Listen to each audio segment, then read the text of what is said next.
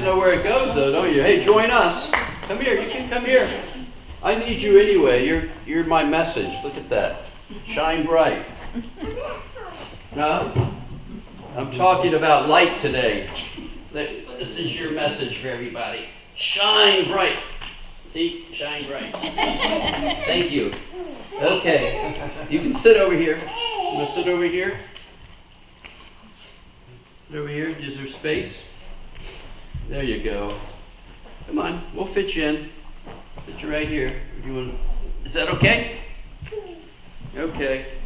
Good. Nope. Okay. Come back when you can.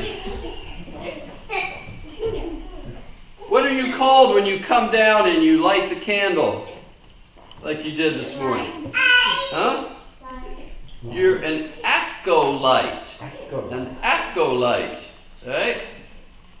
And why is that so important for us in worship, that we come down and light candles? What does that represent for us? And I'm glad there's more of you able to do that. What does it represent? God's light coming into the world. God's light coming here into the sanctuary. That God is present with us.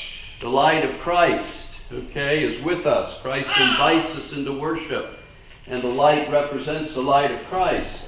You know, on Christmas Eve, the night before Christmas, we have a service here every year in which we light candles. And we share that light with everybody. We have little candles. And it represents Christ's birth, Christ coming into the world, the light of the world.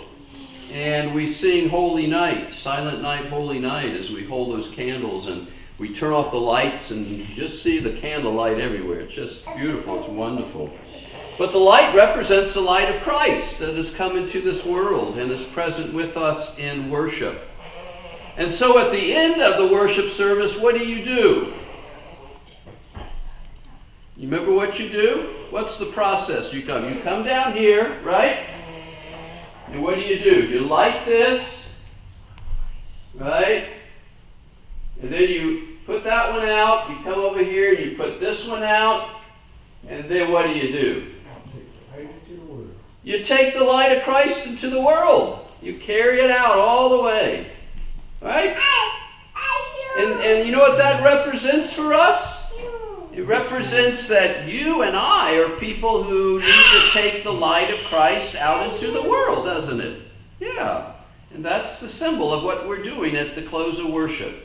We're not finished when we finish worship. We have a lot more to do throughout the week. And we're to carry this light of Christ out into the world. And that's what all of us are called to do, to be light. And that's why I like your shirt today. Shine bright. Fits right in. That all of us can somehow be light. We can be light to people who are experiencing darkness. What might that darkness be? We could describe darkness as somebody who's sick and at home, or lonely and at home. And the way you bring the light of Christ is you take them food, as we're going to do with the residents of one of the rest homes this week. And as we've done before. Or visit someone in the hospital who's sick. You know, it's a scary thing to be in the hospital often. It's often a place that we might describe as darkness. And when we go and visit, we bring light to them. We lighten up their life. By being the presence of Christ for them. Someone who's hungry, maybe in a very, very dark place, and not have food to eat. And when you feed them, you give them light. You bring them the light of Christ and bring light into their life and into their world. And so we're going to talk about that today, the light of Christ, and how you and I are called to be that light of Christ in the world. Okay? You know how to be light? How to be light for somebody? Maybe feed them, maybe visit them. Care for them when they're sick. Take them food when they're hungry. Those are ways of being light for people in this world. Yeah. We're going to sing a song together. And I know how much you all like songs that have things to do. Okay, and this is going to be a light.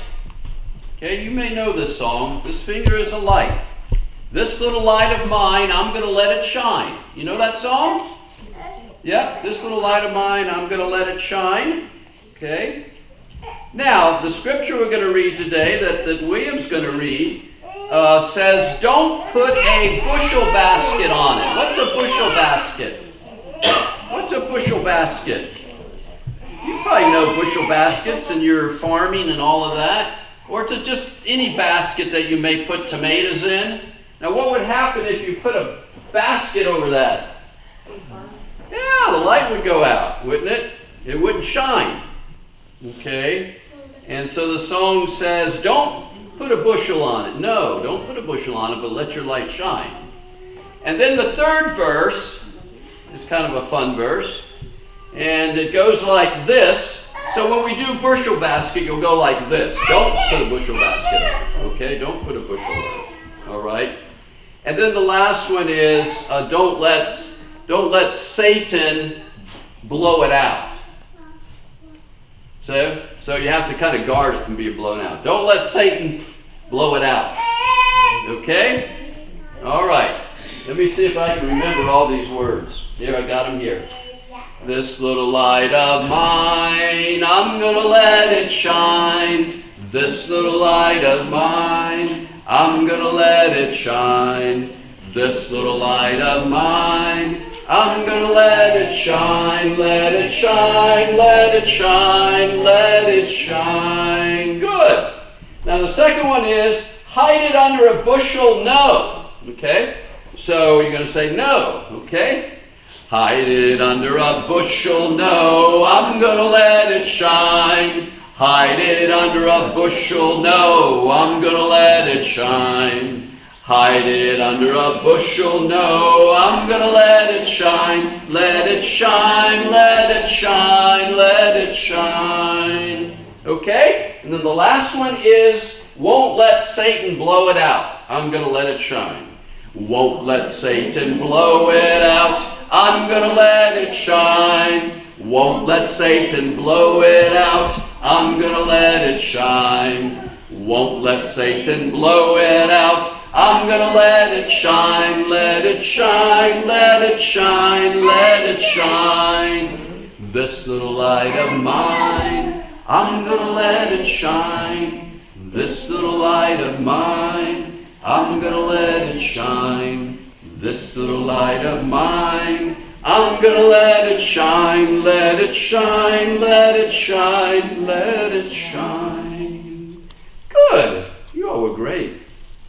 Now soon you'll be ready to sing, right, for church. That was a warm-up.